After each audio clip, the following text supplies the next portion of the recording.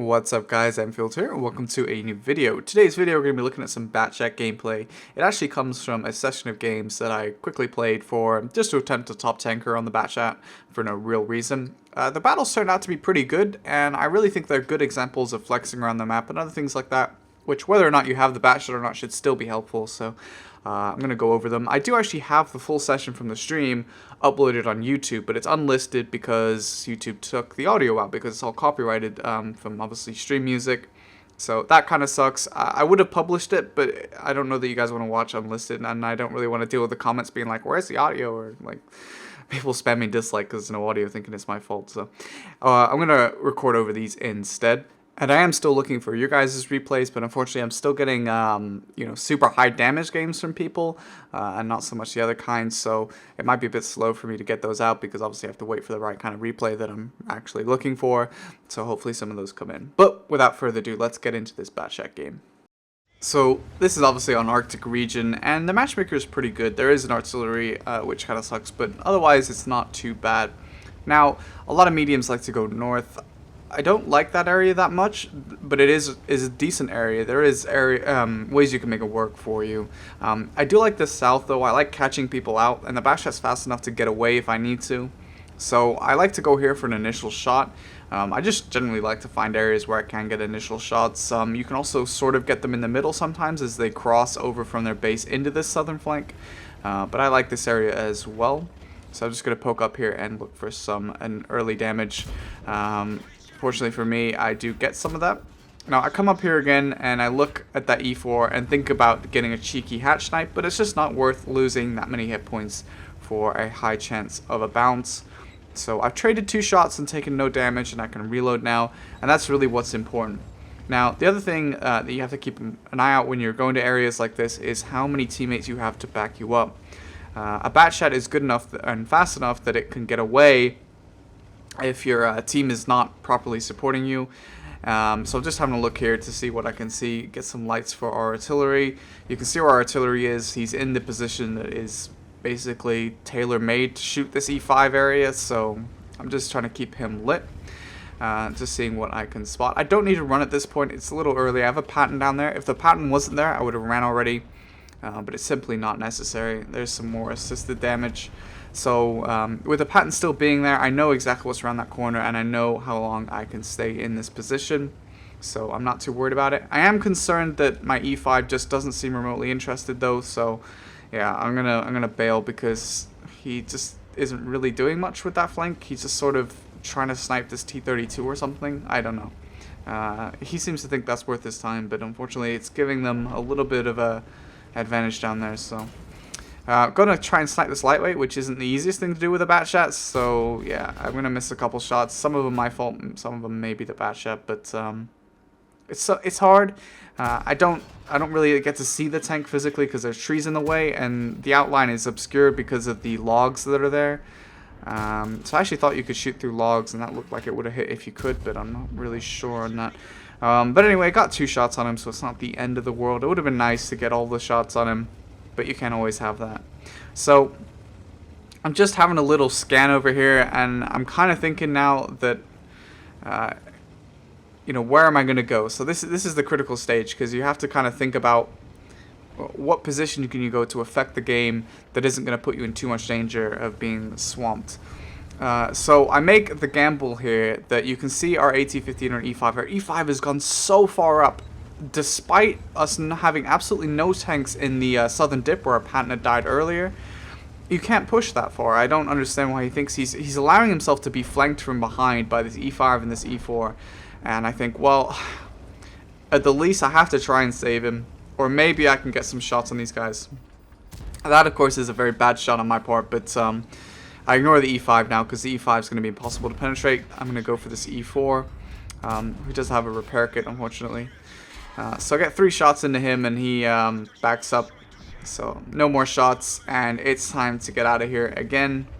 I have this little Patriot tank there, being a Patriot and going up, but he shouldn't have done that either, to be honest with you. But I'm going to get away anyway, so just another example of, the Batchat is quick enough to get away from these kind of situations. So that flank is basically useless to me. I can't really fight these tanks frontally. There's very, very little point. I think our Batchat already either got lit or counter-batteried. I'm not sure. I didn't actually pay attention to that, admittedly. But he's dead regardless, which is the important thing. So that area is useless because even if I spot those guys, it's not going to do any good for my team. I can maybe snipe some of them, but an E5 and an E4 from a distance with a Batchat is not the easiest thing to penetrate. So what I'm going to do instead is I'm going to come up the north and win this flank. So clear out the artillery. It's important that you gain map control wherever you can. So, for example, if I leave this flank alone and these guys are able to survive and, be a pest, then it means you have tanks in your back that can shoot you when you're trying to deal with these guys pushing up. So your E75 died.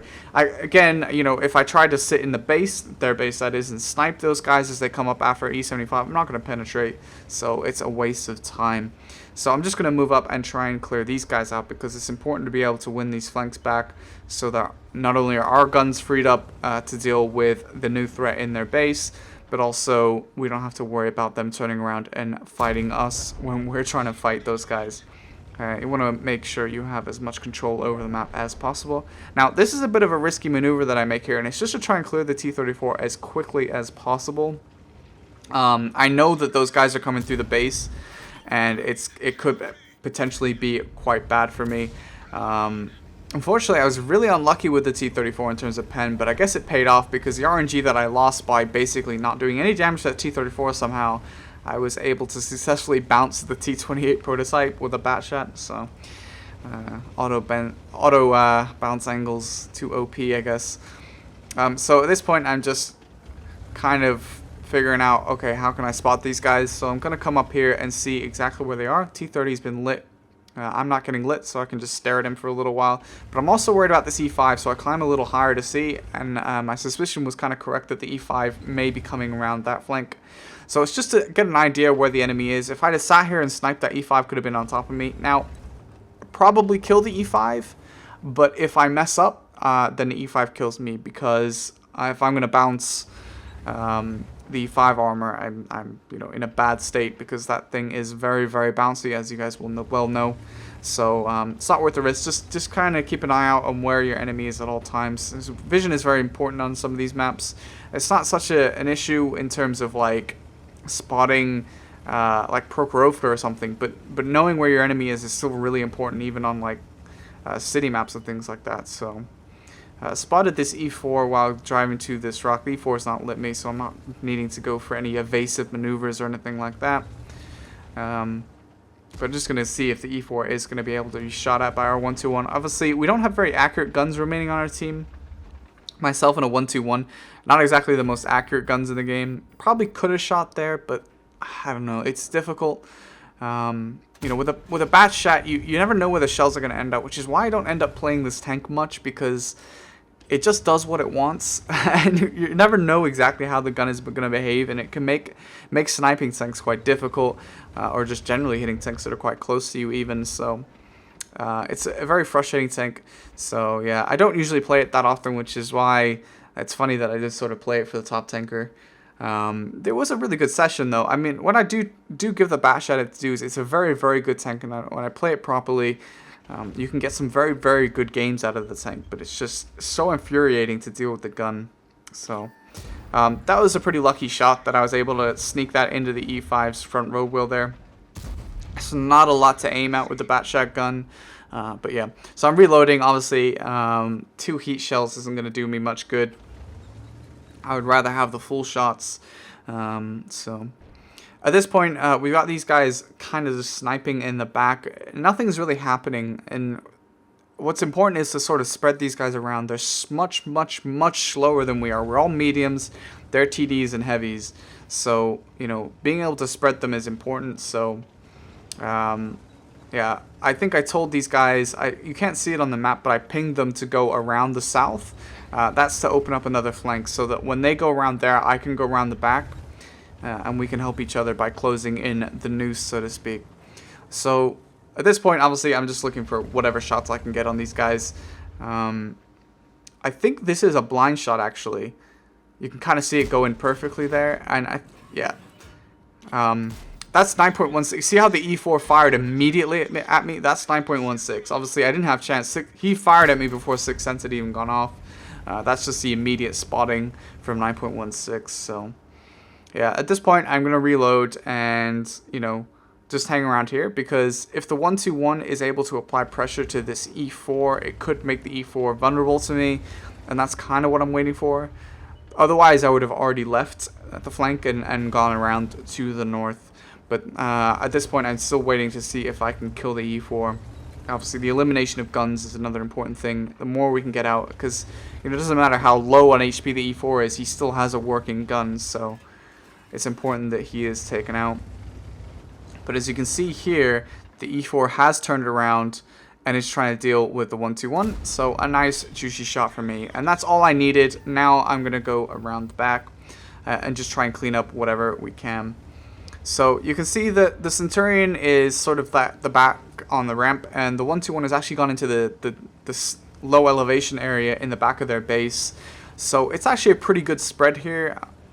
These guys, they have a bit of cover, but you know, they have to deal with guns in multiple directions. So, but we don't have tons of time, so I just want to move in, you know, in case the E5 is able to do a lot of damage to these guys and something happens. I definitely need to get in there and use my clip on him as fast as possible. So, yeah, it ended up being a battle where it was just like I moved around a lot, but I thought it was really cool because it shows a lot of like flexing around, which I think is really important. Whether you're in the bat chat or not, it's really important to flex around the map and move around and apply your gun in multiple situations. You know, it's important that you don't sit and just wait for opportunities. You go and engineer opportunities for yourself by moving around the map. But yeah, that's it, guys. Thanks so much for watching. I hope you enjoyed the replay, and I'll catch you on the next video.